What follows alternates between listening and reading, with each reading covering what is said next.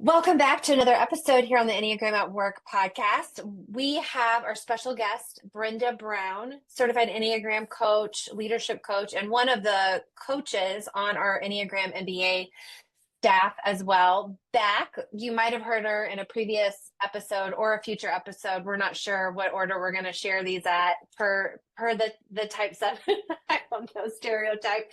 That you have heard her or you will hear her again in our type 4 derailer series. But today, in this episode, you're going to hear her and I share some key takeaways, insights from the Association of Talent Development conference that we were both just at, representing Enneagram MBA. And that was out in Washington, D.C. It was several days of kind of learning theory, training, team building, coaching, development, different tools, strategies for how to accomplish that, professional growth, team building in the workplace. And so we're going to share. I have some thoughts. Brenda has some thoughts. She might have some questions for me. So I might be in the hot seat in a minute. So we'll do that. But before we hit record, Brenda, you were saying that what you were really inspired by. And so let's just jump into it and start there, and we'll kind of see where we land here. Sure. I mean, first of all, I was a member of what was then called ASTD, not the best name, Association or American Society of Training and Development. Now it's ATD for Talent Development. But walking in there and seeing all of these, companies in that huge expo, I mean, that was just massive. I mean, but it was inspiring because this is all about learning and growth. And, just to be in that space where people, this is what we're all doing. We're all here to learn and grow. But yeah, I think really it was exciting to be part of Enneagram MBA and knowing that, and just part of the Enneagram world, because people were literally coming up to our booth and saying, "Oh my gosh, I love the Enneagram." I mean, how many times did we hear that? Yeah. And that wasn't happening anywhere else. Like, I was walking around. I was kind of like, I watched the MBTI booth for a while. No, but yeah. Nobody's running up going, "I love MBTI." Maybe they did. I don't know. Not to be judgmental about that, but we did have a lot of people that came by and said, and I wanted to understand, and you did too. Like, well, what are you using now? Et cetera, et cetera. So I don't want to steal the mic from you, but I really was hoping to ask you. That's why, I'd reached out to you too about this, to kind of get your wisdom, because you were there a day longer than I was too. And also just because, you're a brilliant human. So I was curious, what was one of the unexpected insights that you had from the event? Yeah, it was a huge conference. I mean, attendance wise, I don't even know what to guess. Thousands. And then as far as exhibiting, the companies that were down that way, hundreds. I wish I had a number. That may be something I put in the show notes.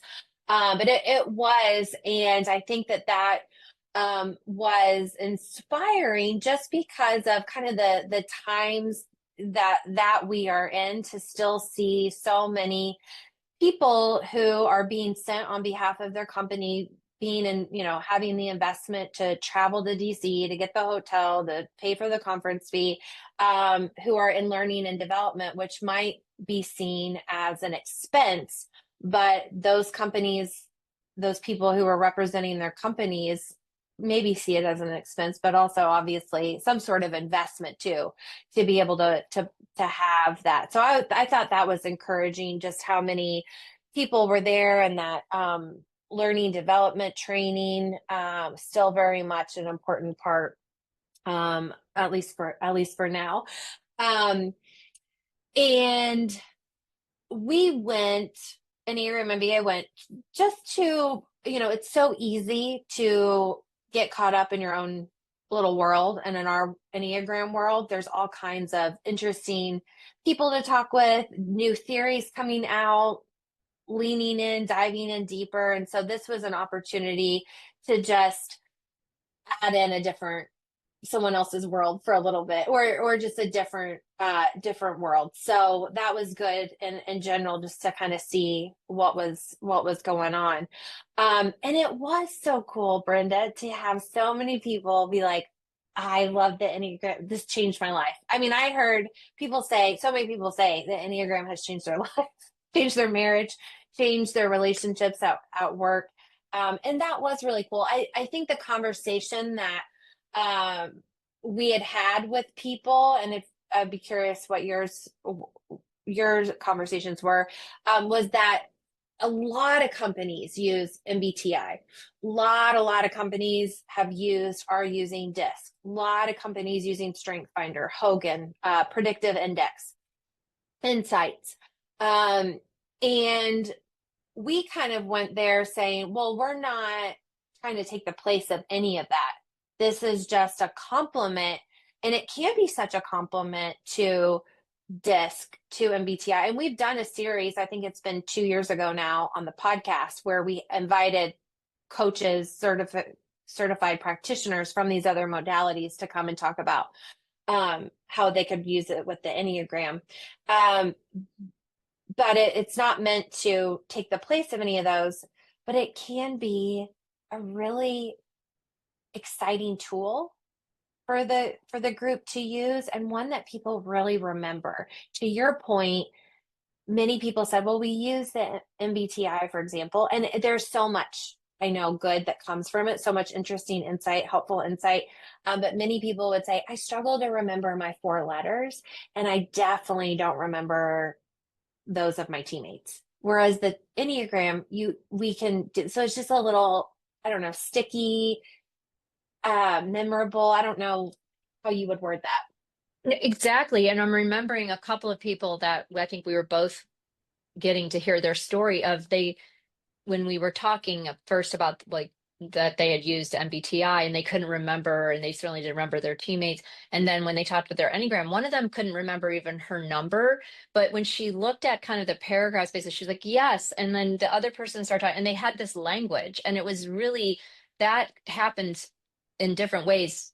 Many times you could see the quick connection that was built, the commonality, so that they could, you know, just be together and see, possibly build something different from there. Yeah, yeah. It what people it's a fun framework. Hmm. It can give a lot of serious insight, but it is also an incredibly fun framework. Um, Yeah. I think I want to just highlight though, I mean, everybody that's following you knows your branding, how beautiful and bright it is, but it really did stand out. I mean, that was one of the reasons I think it was Enneagram, and it was Sarah and Enneagram MBA, just the whole package is in a sea of kind of what looked kind of boring. And I mean, there were some cool things, there were some virtual reality, I mean, there were definitely some things, but there was something about the energy and the colors and the just the energy. I don't know, we just seemed to we had a lot of traffic when you were looking around to see um who was walking around. And then there was the guys at the booth, just that you gave that the little card to scan and do their paragraphs, and then he figured out his type, and then well, he said he would do it, and I didn't think he would, and he did. And then he came back and talked with us, and then he got his partner, one of his yeah, teammates, and brought him, and then they're talking, and that happened a lot where people, so we had a little, you can't take a full Enneagram assessment. Typically in our workshops, we use the Enneagram Institute 144 questionnaire. Obviously, we're not doing that at the trade show. So we use the blue book, the Enneagram blue book, Russ Hudson and Don Risso's 2 Enneagram question. We had a little postcard that we gave out. We had a fun online quiz that we used, and people were taking their 2 Enneagram question quiz right there at the booth. And then I had many people go out and get their teammate and bring them back and say, oh, they got to do this. They got to do this. See where it lands. And then they were kind of laughing. And then from there, you just have we were talking about how you just kind of, it makes it a little easier to if something is bothering you about somebody, we want to take this seriously and we want to use it responsibly. I understand that. And also, I think with the Enneagram, it gives us a chance to be like, okay, Brenda, you can turn down the 4 today, or Sarah, we need that 7. We're going into this meeting, turn the 7, or whoa, that our types just totally clashed right here. And so it just kind of gives you like a quick shortcut of language and in a way to say things that maybe it would be more difficult to say, but you kind of have an in. And then maybe it's the Enneagram, it could be anything, but I think because the Enneagram is so memorable and fun and sticky, you can use it for sometimes for some of those harder conversations. And in the moment, people were laughing. It's like, oh yeah, this is how we annoy each other. Because we were also giving out sheets that once you felt like, yeah, this is my type, we had a workplace uh, style sheet. And so people were able to say, oh, yeah, this gets on my nerves really bad. And so we would say, well, give this sheet to your boss, to your coworker, and let them know, how not to annoy you. Would you share one of those stories where you were, because I know we handed out a few of those sheets, or a time when there was like a meaningful kind of insight or something that you witnessed? Gosh, let me think. I think one of them was there was a type 5 and a type 7 um, teammate situation, and the type 5 hadn't heard about the Enneagram, and they knew that was their type. And they said, oh, I gotta get my teammate to take this. And so they came back around, and there are some really interesting similarities and overlaps that a 5 and a 7 will really appreciate in each other. So they had the 7, the other person had the 5 sheet, and we were just kind of chit-chatting about it, and they were laughing. It's like, oh, this is why we get along so well. And then they were looking at the pet peeve section, and it was like, oh yeah, sometimes you overdo it. Sometimes it's too much. You're too strong. Come on, too strong. The 5 talking about the 7. And then they were saying, yeah, sometimes I wish you had more, oomph, or whatever the word that they use. And so, yeah, I'm always wanting her to, get a little bit more excited about things.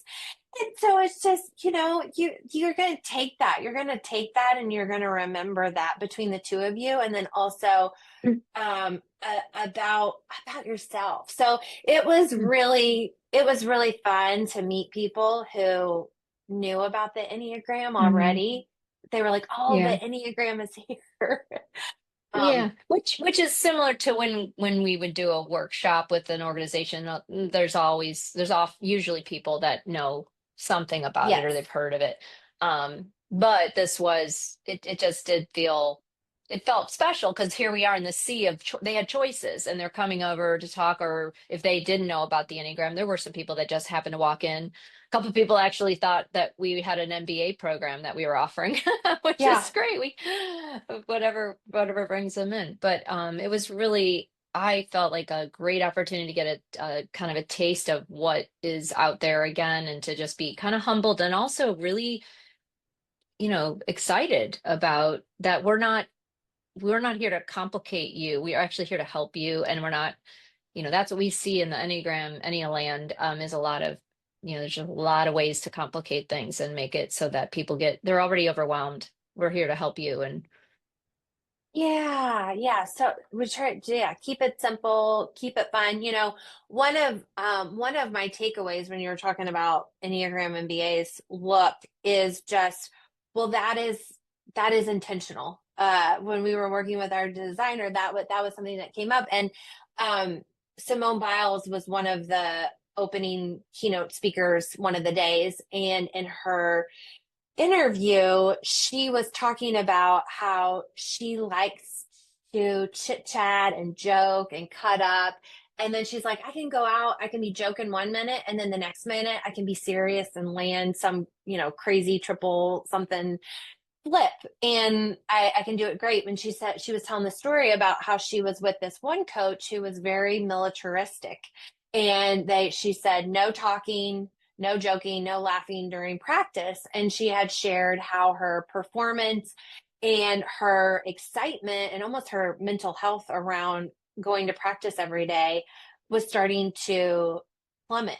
because that was taken away from her. And so she said, now I know that in order to perform well, I need to have fun. And I wrote that down because I think that especially in the workplace, there are so many things that we do need to take seriously. And it can be serious work. There can be meaningful, significant changes that come from it.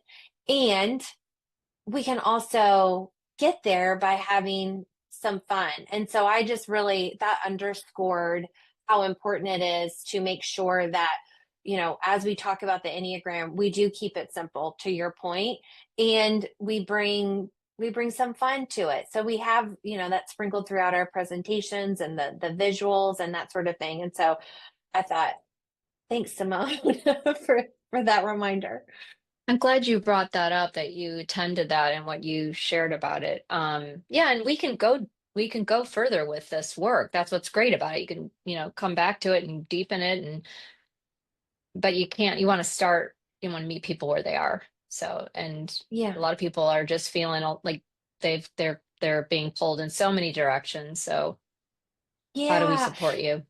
And I know I had one conversation, maybe two, and I don't know if you had a conversation like this, or maybe we were a part of the same conversation at one point, but somebody had shared that they had brought the Enneagram to their team, and now their leadership was very anti-Enneagram because that particular trainer, we have no idea who, right? But and it doesn't matter, Hmm. but their Yeah. approach was a little bit more, or I should say a lot more serious. And in Hmm. presentation one, they had shared that the trainer was trying to talk about childhood traumas as it relates Yeah. to the type. And so I think that's also something, whether you're doing our DIY kit or you're a practitioner listening, or just a client, to know, we are not doing that. I'm not trained to bring up childhood trauma, nor is that the place for it. Maybe in an Right. individual coaching session, but not in group session number one, introduction to the Enneagram. Exactly. And there's ways you can prepare for even a deep do-it-yourself workshop that can help you, be more successful and make sure the container's safe. That doesn't take that much time to set those parameters. So I just had a Yeah. dog come in and visit. Well, that's okay. We have So dogs here. We have they're in dogs. the We have house. cats that will salute on in. We have delivery people that sometimes Yeah. will Yeah. end up on here. Oh. Um, yeah. So I thought that was also just kind of validating, and just continue to be a reminder that there can be so much to share, and Hmm. as the facilitator, it can be so exciting to be like, I'm gonna bestow all this incredible Enneagram insights onto you. Um, Oh. but to your point, there is a way to do it. Hmm. And it's like, well, you'll never get to that deep, meaningful stuff if you're going, too deep, too soon. Yeah, yeah, you'll end up pushing people away and really giving them a bad taste for this. So that's why the Enneagram MBA, model is so it works and people come to you and seeking you out because it's not light and fluffy either, but it's done with respect for. I'm going to say that again a little louder. So Yeah, yeah. I'm really, really excited for what it looks like, a lot of growth coming from not only the event, but just in the world, in the marketplace with people And yeah, looking for for the an Enneagram. Enneagram, Hmm. yeah, I think that there is definitely a spot for it. Um, and one of the other things that I noticed at the show, I'd be curious your thoughts on this. I think we talked about it a little bit, was how many technology companies were Oh, there. I think I mean, I don't know, at least half, it seemed like, was like something and AI, oh, using AI. And I I think that a lot of people, I talked with some people who were introduced to the Enneagram through Cloverleaf, which is Mhm. a online platform some of you may be aware of. And I think it's wonderful. I know that there's a lot of benefits to keeping things. You can check on your teammates. There's a lot of benefits to how it is. Um, and also, I think that when we get done with a workshop, I don't think I know because people tell us in their feedback forms, one of their favorite parts about the training wasn't even about something I said or that was on a slide. It was connecting with their teammates in person. So I think that there continues to be um, a void or a need, a desire to do the in person and maybe Mhm. complement the super techie platforms that are out there. But also, even if you're keeping track of everything in some sort of software, some sort of learning tool, creating your own videos, that sort of thing, that people really love to connect with one another. And again, Yeah. I'm biased, but I think the Enneagram just really creates a wonderful door to walk through to have some of those meaningful talks and discussions with your team. Yeah, there's never been a more important time to invest in, human relationships, and including the ones with our own selves, that, the ways that we stop ourselves from our highest potential. So, yeah, and you can have fun doing it too. That's the other thing. Mhm. That it doesn't have Mhm. to be, going to the dentist. And I say that with respect. I love my dentist, but so Right. yeah. Well, how was your like when you step back and look at the event as a whole, from, if you had any kind of expectation, did you meet it, or I would say, so this is my first time ever doing anything like this. And would I have started out at a large show? I don't know, but I did. And there were, as far as what I expected, I think I just went into it without a lot of expectations Mhm. because I had never know. I've never done anything like this before. I didn't know. But what I left with was I think that there is an opportunity for the Enneagram Mhm. in general to for all of us, for anybody talking about the Enneagram. I think companies are interested in the Enneagram. How might it complement what else is doing in what else they're using? Um, and so I think there was like some brand awareness just for the Enneagram, which was kind of Mhm. cool. A lot of people were coming up and like, what is the Enneagram? Mhm. What is this? Or I've heard about it, but like what is it? So there was some cool education that we got Mhm. to do just with the Enneagram. And then I think there was some brand awareness through with Enneagram MBA and specifically and Mhm. how we approach it and had an opportunity to talk about kind of our workplace focus. And it was really interesting too, just to see some of the people that were Mhm. coming to the booth. We had Yeah. somebody from National Geographic um, coming up. We had met some really interesting people from LinkedIn. There were other companies, and so it was um, it was great just to kind of connect with them and what is their company doing? What have they done in the past? What works? What doesn't? And understanding um, some of those experiences. Yeah, that's a good point. One of the things that seemed apparent was the companies that had brought in Enneagram training, they saw that they could do it again because there'd been turnover, and just even to reignite, the energy and the intention. So Yeah.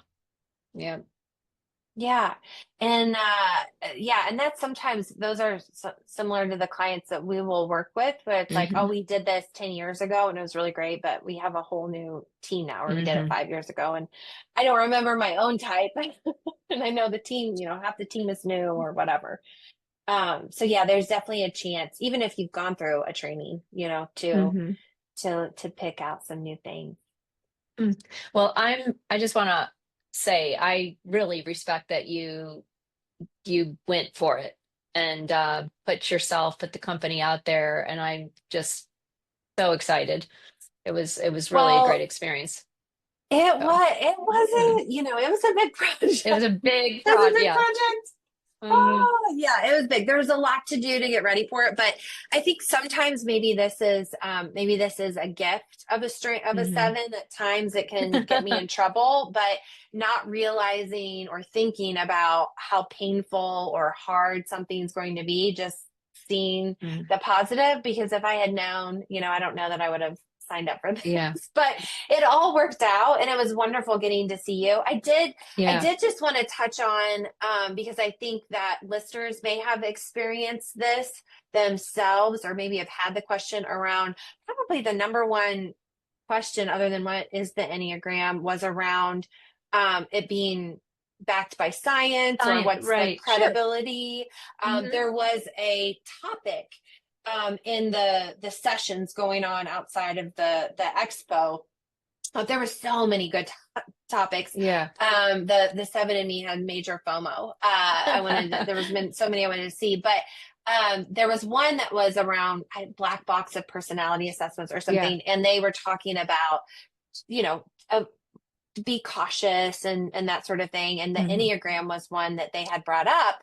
And we had Hmm. somebody stop by the booth and say, well, I just want you to know this was what was being said, that it's not backed by science. It's not, Hmm. you can't count on it in the workplace, that sort of thing. And we had some other conversations around that. So, I don't know what I thought you did Yeah. a great job of answering that question. Right. I mean, I actually welcome that question, especially now. I mean, and I also, I think I mentioned this to you, as a coach, as a professional coach, our industry is about 30 years old, which is about as long as Enneagram has been an industry. So there is science for both of them. It's not, science is always evolving, but there's a science of change, and that really connects to coaching. There's positive psychology. There's different ways that we work with science and evidence-based practices and coaching. And in the Enneagram world, there's different elements that we can point to. And one of them that's the low-hanging fruit right now that I'm trying to actually integrate even more is the PDP Enneagram, work that Dan Siegel, David Daniels, and others have done, because it really connects to nine temperaments, and that had been identified in I guess, the 80s at NYU with the Thomas and Trust study. So just to say, that's a hypothesis, but anyone that's worked with Enneagram recognizes there's, some real work here to see and practice and play with, to kind of and allow and just like learn from. Like there's some real psychology here that's, it's cognitive, but it also, if you get into the more embodied practices, like there's a full system here. You can go deep, and we want to be suspicious. We want to have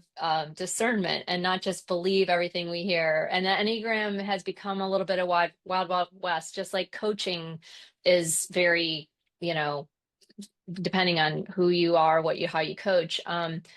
So I would say the pointing to the work of Dan Siegel and the whole group, but just showing that there is this temperament thing that we're looking at, and in a world that is highly stressed right now and reactive, I'd say that's my low hanging fruit. I'm working with myself and others, to just look at as clearly as we can with how are you reactive? How do you manage your emotions? And yeah, how can I be in the world and be in relationship with others, and, you know, with less struggle and not harm anyone, for sure. Yeah, yeah. I do. I think that is a great question. And Hmm. I think that um I wish I had had something a little bit more formulated from day Yeah. one.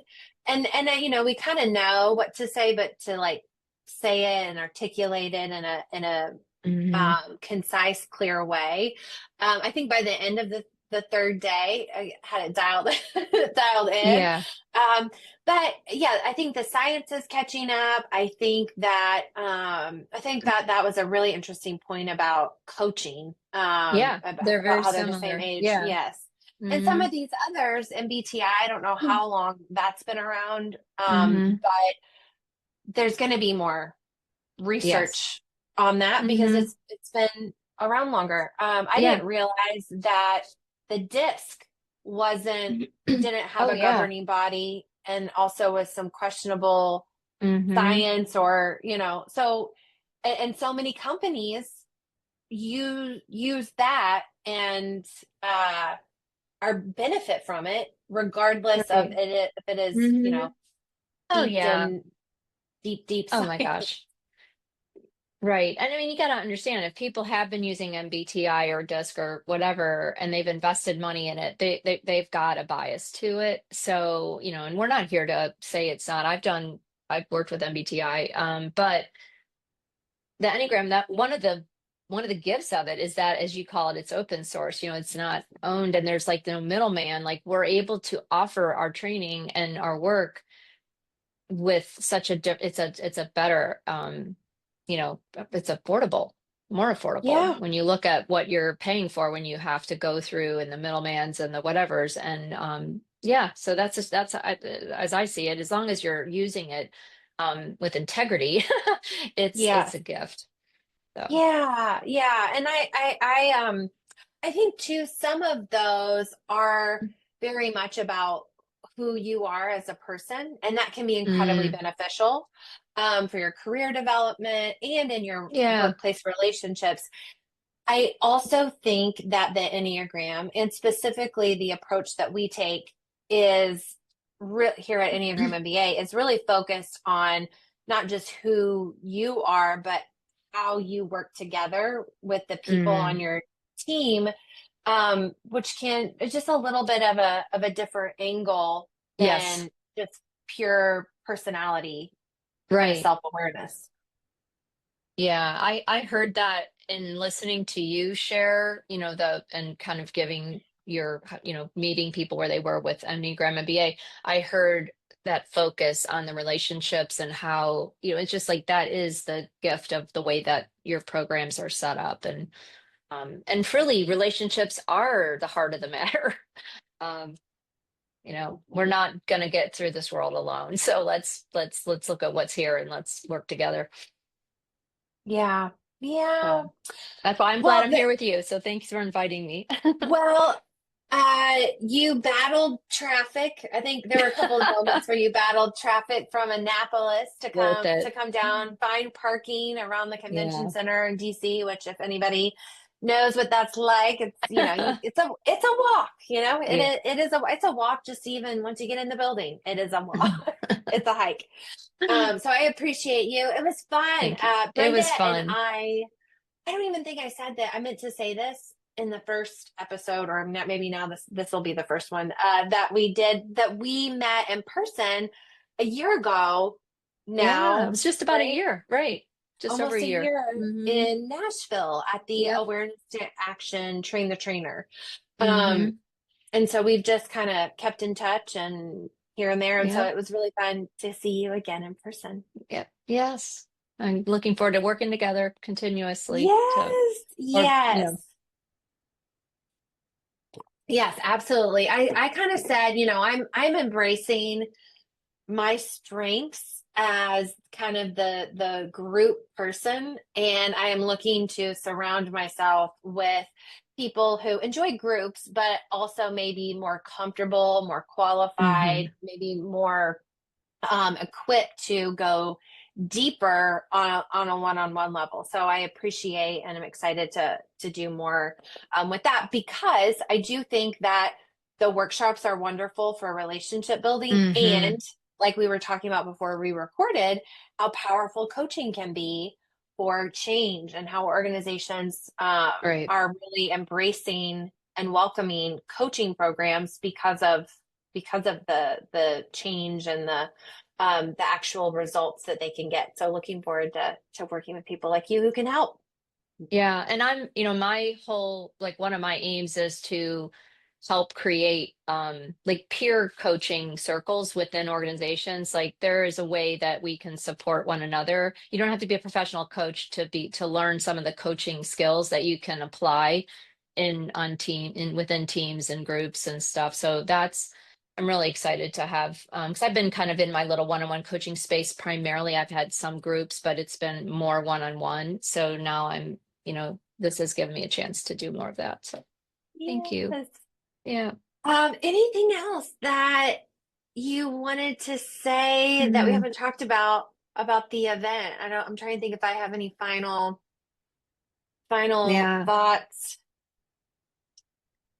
It just was inspiring, especially in DC right now because there's so much a lot of people have lost their jobs and it's been a difficult market all over town and that with that infusion of, there's still, the world is still spinning. We've got work to do and there are jobs out there. There are companies that are doing good things and yeah, it was exciting to be able to get in there. Yeah, I think that the ripple will maybe for Enneagram MBA you may not get the immediate interest right now, but I think we were able to touch a lot of people. So I'm Yeah, celebrating. yeah, I'm yeah, going to yeah. celebrate Sarah's We had courage and we vision. had Uh, yeah, we had people stop by who were looking for something new to complement hmm their training this summer or planning for 2026. And Yeah. again, it wasn't like we need to replace DiSC. It was No. we're looking for something different. We're looking for something new, or our staff has been asking about the Enneagram. What is the Enneagram? So Yeah. it is, I think there's a lot of opportunity. There's a lot of excitement with the Enneagram. Definitely, we're feeling it here at Enneagram MBA. Well, if, yeah, we'll kind of continue to keep our finger on the pulse with the Yep. talent and development industry, and as well as the growing science around the Enneagram and credibility as it grows. But thanks for doing this episode with me, and thanks for making the trip, the hike Oh, you're so out to welcome. My DC. pleasure. Thank you. And wishing you all the best for a great weekend, depending on when this comes out. It's Memorial Weekend, so Oh, that's right. mm, Yes. Yeah. I think I just decided. I think we'll share this one over the long weekend. So all yeah, right, happy cool. happy long weekend if All you happen to be right, listening to this. All right. Thanks, celebrate. Brenda. Take care.